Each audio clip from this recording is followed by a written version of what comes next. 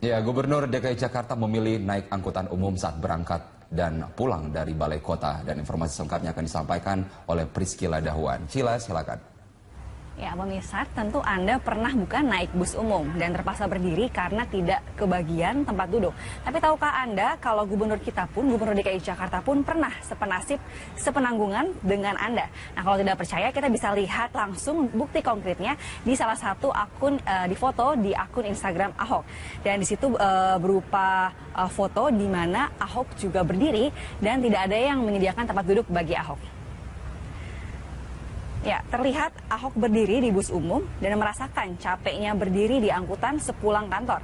Dalam keterangan foto, Ahok menyampaikan bahwa sesungguhnya ia pun berharap ada yang bersedia memberinya tempat duduk. Dan foto ini diambil pada hari Jumat minggu pertama, yakni hari tanpa kendaraan pribadi untuk semua jajaran Pemprov DKI Jakarta.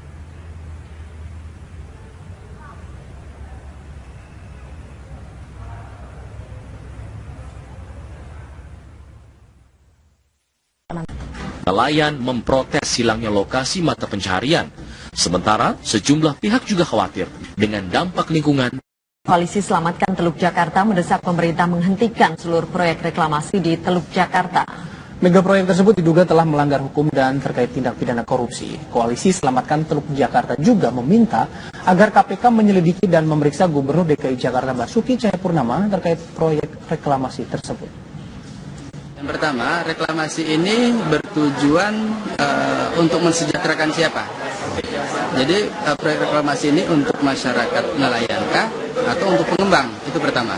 Kemudian yang kedua, untuk merubah bentang alam ini adalah kesalahan fatal. Kenapa? Untuk merubah bentang alam ini mengakibatkan bencana ekologi yang sangat besar. Contohnya di Teluk Jakarta sekarang ini sudah kehilangan 4 pulau dari Kepulauan Seribu yang dilakukan oleh proyek reklamasi. Yang terpenting lagi adalah proyek reklamasi ini harus dihentikan. Kenapa harus dihentikan? Karena proyek reklamasi ini syarat dengan korupsi.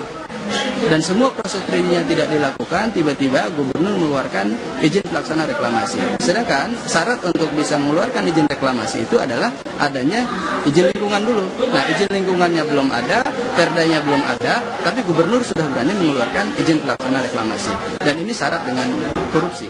Panggil sebagai saksi, periksa dia sebagai saksi dulu. Iya dong, dia yang ngeluarin izinnya. Dia yang ngajuin perdanya, ya kan? Dia yang menyampaikan di paripurna bahwa perda ini penting untuk Jakarta. Maka penting sebagai saksi. Wakil Ketua DPRD DKI M. Taufik selama ini kerap berseberangan dengan Gubernur DKI Jakarta Basuki Cahayapurnama dalam berbagai kebijakan pembangunan Jakarta. Namun untuk reklamasi, Muhammad Taufik mendukung langkah Ahok dengan menyebut pembangunan Jakarta memang harus mengarah ke utara. Dan berikut ini adalah wawancara reporter TV1 dengan M. Taufik beberapa waktu lalu. Kalau di Ancol sendiri nih Pak, proyek reklamasinya akan dibuat seperti apa sih Pak ini? Katanya kan mau dibuat daratan yang ada di lautan nih Pak. Kedepannya apa aja sih mau dibuat di sini? Jadi gini, kan tadi saya sampaikan, ini ada kanal laut tetap 300 meter, kemudian di sana tuh mulai terreklamasi, nanti sampai ujung sana, sampai ke sana lagi, itu ya akan ada segala macam, ada perkantoran, ada hotel, ada perumahan gitu di sini, di Ancol ini. Nah, Pulau J ini pusatnya reklamasi itu, pusatnya pulau-pulau yang direklamasi Pulau J, termasuk ada kantor pemerintahan nanti di sini. Ini justru menguntungkan untuk masyarakat atau merugikan Pak? Karena kan ini sepertinya hanya mengundang investasi ya Pak, maksudnya hanya komersil gitu, pulau yang dijadikan pulau komersil. Ini sebenarnya banyak untungnya atau justru?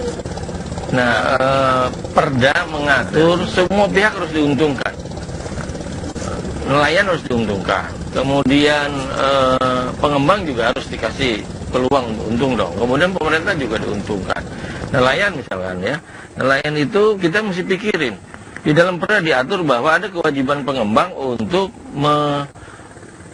perbaiki lingkungan kampung nelayan, bukan dipindahin ke pulau, enggak itu. Jadi kita DPRD sendiri nggak setuju kalau nelayan dipindahin ke pulau, tapi kampung yang ada di hadapan pulau-pulau reklamasi itu harus dibetulin, diberesin oleh tanggung jawab pengembang dan pemerintah. Nah, kanal-kanal yang 300 meter itu kewajiban pengembang untuk melakukan pengerukan setiap bulan sekali secara rutin agar kedalamannya bisa terjamin. Nah, kanal antar pulau itulah jalan umum ya yang nanti nelayan masuk ke areal-areal pelelangan ikan. Tapi satu hal lagi, di pulau-pulau itu ada areal pelelangan, ada pasar modern hasil tangkapan nelayan. Dan itu dikelola oleh koperasi nelayan di situ. Mungkin salah satu contoh aturan-aturan yang ditetapkan oleh Pemprov Jakarta itu apa sih? Misalnya gini ya, kewajibannya, pengembang wajib yang pertama beresin itu kanal. Ya. Yang kedua wajib ada di setiap pulau itu pantai publik yang bisa diakses secara gratis oleh publik. Kalau ke Ancol masih orang bayar kan, di situ nanti nggak bisa, nggak boleh bayar. Pantai publik yang ngelola siapa? Nelayan wisatanya, ya kelompok nelayan di setiap pulau itu gitu loh. Kemudian kita mewajibkan lagi membenahi lingkungan darat. Lingkungan darat adalah lingkungan yang ada di hadapan, itu lingkungan nelayan. Itu mesti diberesin. Itu kewajiban-kewajiban yang kita cantumkan kepada para pengembang. Jadi kalau Anda mau mereklamasi, Anda berpikirlah kewajiban ini Anda lakukan gitu loh. Termasuk ada yang disebut dengan kompensasi tambahan untuk membereskan kampung-kampung nelayan. Tapi itu. Pemprov DKI sangat memonitor adanya pengembang-pengembang itu untuk bertanggung jawab atas segala yang dilakukan, maksudnya pembangunan itu Pemprov selalu monitor. Bukan sekedar Pemprov, itu kan nanti persyaratan di setiap perjanjian pemberian izin. Kemudian DPRD melakukan kontrol atas pelaksanaan perda. Benar nggak perda ini dilaksanakan? Nah itu tugasnya DPRD. Jadi pembangunan ini sebenarnya banyak positifnya ya Pak untuk membereskan kampung nelayan ataupun mungkin wilayah-wilayah kumuh di pesisir pantai ya Pak? Iya, kan gini, pengembangan Jakarta nggak mungkin ke selatan, dia mesti ke utara. Ke utara, ya mesti ke laut gitu loh. Tinggal bagaimana cara reklamasi yang baik untuk semua pihak, untuk nelayan di sekitarnya baik, untuk pemerintah baik, untuk pengembang juga harus ada harapan profit dong gitu. Saya kira semua ini kita... Dugaan suap di balik reklamasi Pantai Utara Jakarta kembali menarik perhatian publik terkait kebijakan yang menuai polemik tersebut. Kami kembali sesaat lagi. Reklamasi lahan yang berupa perairan dapat berubah menjadi daratan. Proyek reklamasi di garis pantai DKI Jakarta menargetkan pembuatan 17 pulau baru dengan bahan pasir dari Kepulauan Seribu. Reklamasi pada dasarnya berarti menciptakan daratan baru di lahan yang sebelumnya berupa perairan. Menurut Kamus Besar Bahasa Indonesia dan Wiktionary Bahasa Indonesia, reklamasi adalah usaha memperluas tanah dengan memanfaatkan daerah yang semula tidak berguna, misal dengan cara menguruk daerah rawa-rawa. Menurut Wikipedia Bahasa Indonesia, reklamasi adalah proses pembuatan daratan baru dari dasar laut atau dasar sungai. Di DKI Jakarta, proyek reklamasi mengacu kepada proyek di garis pantai DKI sepanjang 32 km. Sebanyak 17 pulau baru akan dibuat di garis pantai itu dengan luas total 5.000 hektar lebih. Untuk menimbun laut menjadi 17 pulau, diperlukan pasir sebanyak 3,2 miliar meter kubik. Pasir-pasir itu diambil dari sejumlah wilayah, diantaranya dari wilayah Kepulauan Seribu. 17 pulau buatan itu akan berdiri megah di sepanjang pesisir wilayah Jakarta. Setiap pulau itu akan menjadi hunian superblok, mulai dari kawasan bisnis, perhotelan, apartemen, hingga tempat wisata. Perkembangan pembangunan proyek reklamasi Pantai Utara Jakarta ini saat ini mulai dikhawatirkan. Ya, dan untuk mengetahui sudah sejauh mana pembahasan rancangan peraturan daerah tentang zonasi wilayah pesisir dan pulau-pulau kecil Provinsi Jakarta dan rancangan peraturan daerah tentang kawasan tata ruang kawasan strategis Pantai Jakarta Utara, kita akan bincangkan mengenai hal ini dengan Wakil Ketua DPRD DKI Jakarta Abraham Lunggana. Dan di studio kami juga sudah hadir Mas Mukri Friatna dari Walhi selaku Manajer Penanganan Bencana dan Konflik. Selamat sore Mas Mukri. Terima kasih sudah bersama kami. Saya juga akan sapa Pak Abraham Lunggana. Selamat sore Pak Abraham Lunggana. Ya, Assalamualaikum, selamat sore. Waalaikumsalam warahmatullahi wabarakatuh, Bang Haji. Ya. Iya. Saya mau ke Bang Haji Lulung dulu. Bang Haji, soal Raperda ini yang mengenai zonasi kemudian tata ruang, ini sebenarnya ceritanya lengkapnya seperti apa sih? Dan sampai sejauh ini kenapa alot banget untuk disahkan? Ya, jadi begini. Ini memang kan semua berhubungan dengan praksi dan komisi ya, serta Balegda.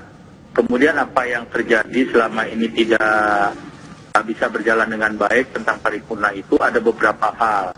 Ada 4 fraksi ya, Demokrat, P3, PDIP, PKS masih pecah ya, itu masih menolak. Kenapa? Karena kita masih banyak didatengin orang-orang pantai pesisir pantai. Yang kemudian itu juga kita coba dari penjelasan mereka minta itu coba dievaluasi. Sebagai wakil rakyat yang representatif dipilih oleh rakyat, fraksi-fraksi itu terus memperhatikan usulan daripada rakyat. Reklamasi pada dasarnya berarti menciptakan daratan baru di lahan yang sebelumnya berupa perairan. Menurut Kamus Besar Bahasa Indonesia dan Wiktionary Bahasa Indonesia, reklamasi adalah usaha memperluas tanah dengan memanfaatkan daerah yang semula tidak berguna, misal dengan cara menguruk daerah rawa-rawa. Menurut Wikipedia Bahasa Indonesia, reklamasi adalah proses pembuatan daratan baru dari dasar laut atau dasar sungai. Di DKI Jakarta, proyek reklamasi mengacu kepada proyek di garis pantai DKI sepanjang 32 km. Sebanyak 17 pulau baru akan dibuat di garis pantai itu dengan luas total 5.000 hektar lebih. Untuk menimbun laut menjadi 17 pulau, diperlukan pasir sebanyak 3,2 miliar meter kubik. Pasir-pasir itu diambil dari sejumlah wilayah, diantaranya dari wilayah Kepulauan Seribu. 17 pulau buatan itu akan berdiri megah di sepanjang pesisir wilayah Jakarta. Setiap pulau itu akan menjadi hunian superblok, mulai dari kawasan bisnis, perhotelan, apartemen, hingga tempat wisata. Perkembangan pembangunan proyek reklamasi pantai utara Jakarta ini saat ini mulai dikhawatirkan. Ya, dan untuk mengetahui sudah sejauh mana pembahasan rancangan peraturan daerah tentang zonasi wilayah pesisir dan pulau-pulau kecil Provinsi Jakarta dan rancangan peraturan daerah tentang kawasan tata ruang kawasan strategis pantai Jakarta Utara, kita akan bincangkan mengenai hal ini dengan Wakil Ketua. Ya, Gubernur DKI Jakarta memilih naik angkutan umum saat berangkat dan pulang dari Balai Kota, dan informasi selengkapnya akan disampaikan oleh Priscila Dahuan. Cila, silakan. Ya, pemirsa, tentu Anda pernah bukan naik bus umum dan terpaksa berdiri karena tidak kebagian tempat duduk. Tapi tahukah Anda kalau gubernur kita pun, Gubernur DKI Jakarta pun pernah sepenasib, sepenanggungan dengan Anda. Nah, kalau tidak percaya kita bisa lihat langsung bukti konkretnya di salah satu akun, di foto di akun Instagram Ahok. Dan di situ berupa foto di mana Ahok juga berdiri dan tidak ada yang menyediakan tempat duduk bagi Ahok. Ya, terlihat Ahok berdiri di bus umum dan merasakan capeknya berdiri di angkutan sepulang kantor. Dalam keterangan foto, Ahok menyampaikan bahwa sesungguhnya ia pun berharap ada yang bersedia memberinya tempat duduk. Dan foto ini diambil pada hari Jumat minggu pertama, yakni hari tanpa kendaraan pribadi untuk semua jajaran Pemprov DKI Jakarta.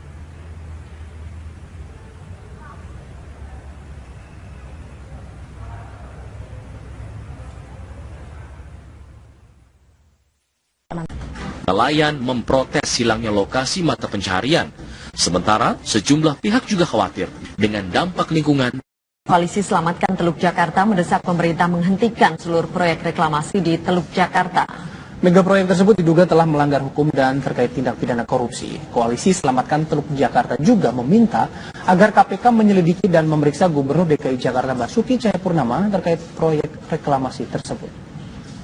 Yang pertama, reklamasi ini bertujuan untuk mensejahterakan siapa?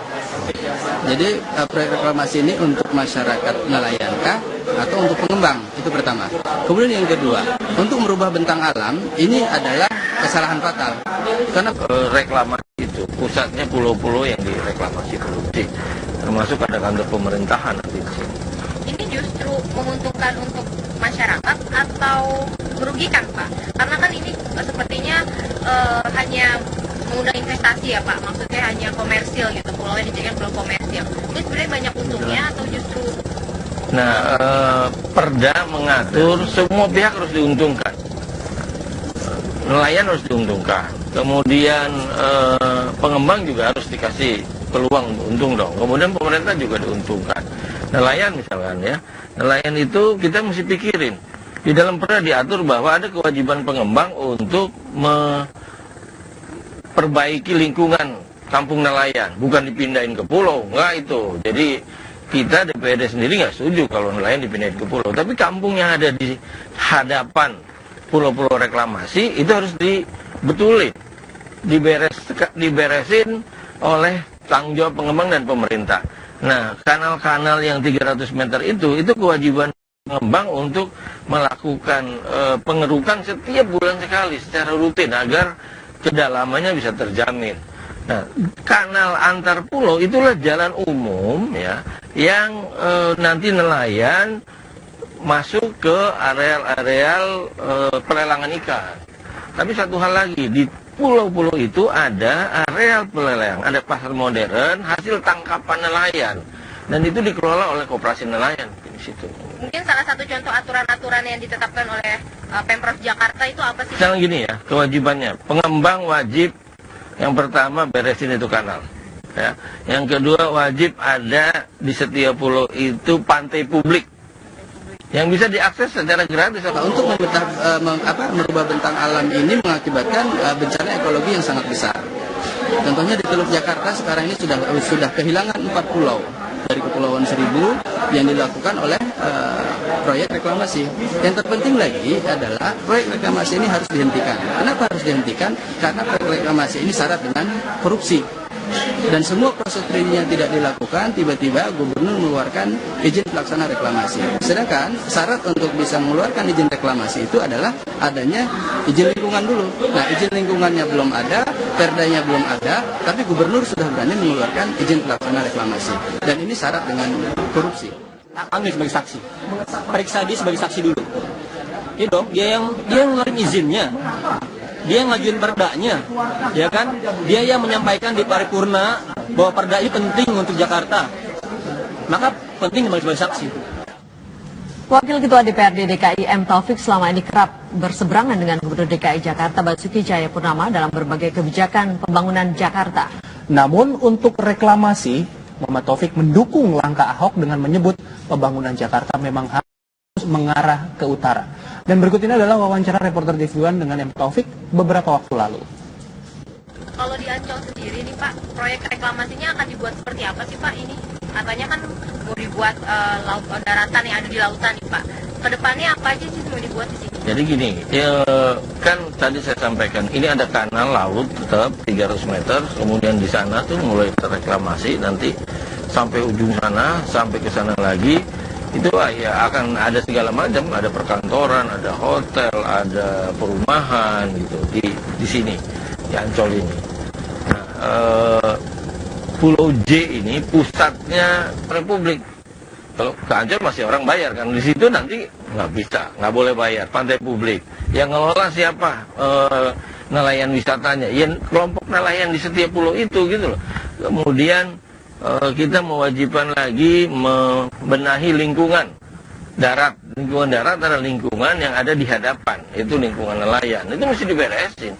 Itu kewajiban-kewajiban yang kita cantumkan kepada para pengembang. Jadi kalau Anda mau mereklamasi, Anda berpikirlah kewajiban ini Anda lakukan gitu loh. Termasuk ada yang disebut dengan kompensasi tambahan untuk membereskan kampung-kampung nelayan. Tapi Pemprov DKI sangat memonitor adanya pengembang-pengembang itu untuk bertanggung jawab atas segala yang dilakukan, maksudnya pembangunan itu Pemprov selalu monitor. Bukan sekedar Pemprov, itu kan nanti persyaratan di setiap perjanjian pemberian izin.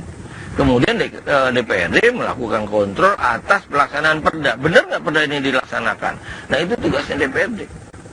Jadi pembangunan ini sebenarnya banyak positif ya Pak untuk membereskan kampung nelayan ataupun mungkin wilayah-wilayah kumuh di pesisir pantai ya Pak? Iya, kan gini, pengembangan Jakarta nggak mungkin ke selatan, dia mesti ke utara. Ke utara ya mesti ke laut gitu loh. Tinggal bagaimana cara reklamasi yang baik untuk semua pihak, untuk nelayan di sekitarnya baik, untuk pemerintah baik, untuk pengembang juga harus ada harapan profit dong gitu. Saya kira semua ini kita... Dugaan suap di balik reklamasi Pantai Utara Jakarta kembali menarik perhatian publik terkait kebijakan yang menuai polemik tersebut. Kami kembali sesaat lagi. Reklamasi lahan yang berupa perairan dapat berubah menjadi daratan. Proyek reklamasi di garis pantai DKI Jakarta menargetkan pembuatan 17 pulau baru dengan bahan pasir dari Kepulauan Seribu.